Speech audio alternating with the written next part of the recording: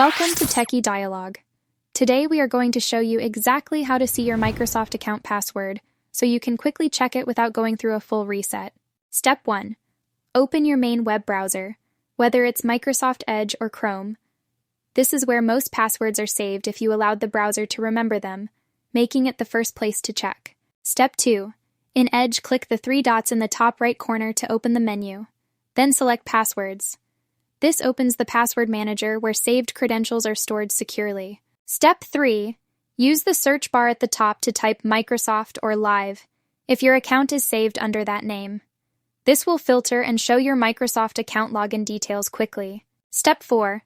Click on your account entry to view the username and password.